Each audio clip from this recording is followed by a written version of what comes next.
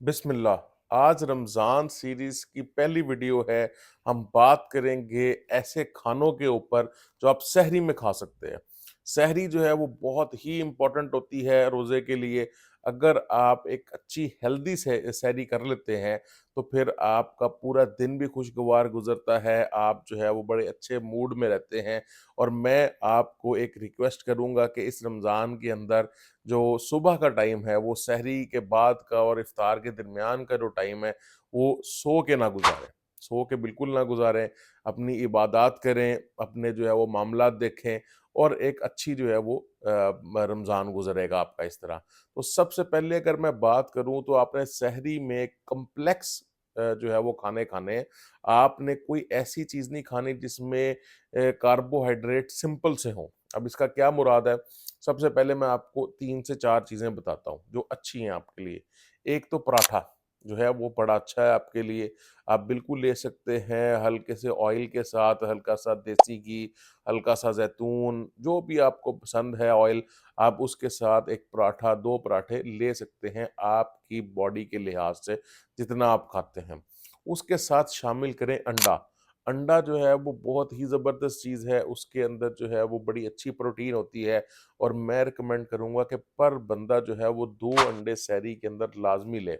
जब आप 2 अंडे लेंगे तो आपकी प्रोटीन भी जो है वो अच्छी पूरी होगी, उसके अंदर गुड फैट्स होते हैं और प्लस जब आप इसको पराठे के साथ लेंगे तो फिर क्या होगा कि आपको सस्टेन्ड एनर्जी मिलेगी। एकदम जो है वो एनर्जी का ऊपर पीक नहीं जाएगी और क्रैश नहीं आएगा, आपको सस्टेन एनर्जी मिलेगी। अंडा हो गया, पराठा हो गया, इसके बाद जो बड़ी ही इम्पोर्टेंट चीज़ है वो है आपका दही। दही के अंदर जो है वो इस तरह के अज्ज़ा हैं जो आपको पूरा वक़्त जो है वो ना सिर्फ़ खुशगवार मूड में रखते हैं, आपको जो है वो गुड बैक्टीरिया बहुत अच्छी क्वांटिटी में देते हैं। जब आपके गट के अंदर अच्छे बैक्टीरिया होंगे, तो फिर क्या होगा आपको एकदम क्रैश नहीं आएगा। जैसे आपने अक्सर देखा है कि सहरी करने के बाद बहुत ज़्यादा जब हम खा लेते हैं या मीठी चीज़ खा लेते हैं, मीठा पानी पी लेते हैं या इस तरह के जो मशरूबात हैं वो ले लेते हैं, तो उसकी वजह से अक्सर लोगों को सहरी के बाद फ़ौरन नींद आना शुरू हो जाती है, बल्कि कुछ लोग तो नमाज़ भी नहीं पढ़ सकते। तो ऐसे मत करें, आप जो है उसके अंदर सादा पानी पिएँ, सहरी के अंदर सादा पानी पिएँ, अंडा, पराठा, दही और इसके साथ कोई भी आपकी जो पसंद का सालन है, वो ले लें। ये 4 चीज़ें आपने एक साथ जो है वो अपने प्लेट में रखें एक दफ़ा और उसमें पानी पीने का जो तरीका है वो बड़ा इम्पोर्टेंट है। जब आप उठ जाएँ तो आपने कभी भी एकदम 2-3 ग्लास नहीं पीने और फिर आपने सैरी करने से पहले 2-3 ग्लास नहीं पीने। इसको कहा जाता है 2 सिप मेथड।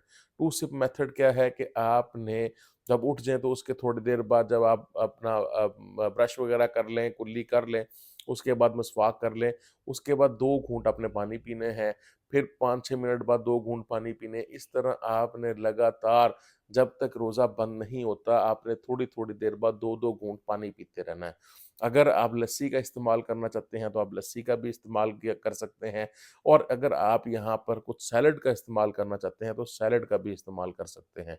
तो ये एक बहुत ही अच्छी आपकी सहरी हो जाएगी।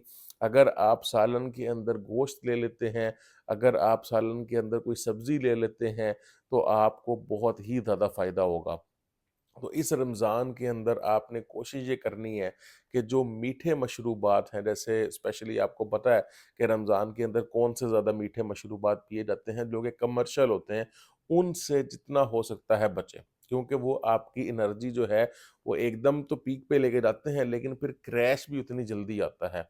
तो अगर आप नेचुरल और कॉम्प्लेक्स कार्बोहाइड्रेट्स खाएँगे, उसके साथ हेल्दी फैट्स को और प्रोटीन्स को मिलाएँगे, तो फिर आप बहुत देर तक जो है वो तवानाई महसूस करेंगे, बहुत अच्छा फ़ील करेंगे, खुशगवार फ़ील करेंगे, नींद नहीं आएगी, बहुत ज़्यादा थकावट का शिकार नहीं होंगे और आप जब इस तरह होंगे तो फिर आप अपनी इबादत के ऊपर भी बहुत अच्छी तवज्जो दे सकते हैं। तो मेरी इस वीडियो को बहुत से लोग जो मेरे सुनने वाले हैं, उनसे मेरी रिक्वेस्ट है कि वो अपने दोस्तों को, अपने प्यारों को पहुँचाएँ। आज सहरी का था डाइट प्लान, फिर इफ्तारी का होगा और रमज़ान की मुख्तलिफ जो है वो हम हेल्थ के ऊपर वीडियोज़ बनाते रहेंगे। आप सबको मेरी तरफ से एक दफ़ा फिर रमज़ान बहुत-बहुत मुबारक।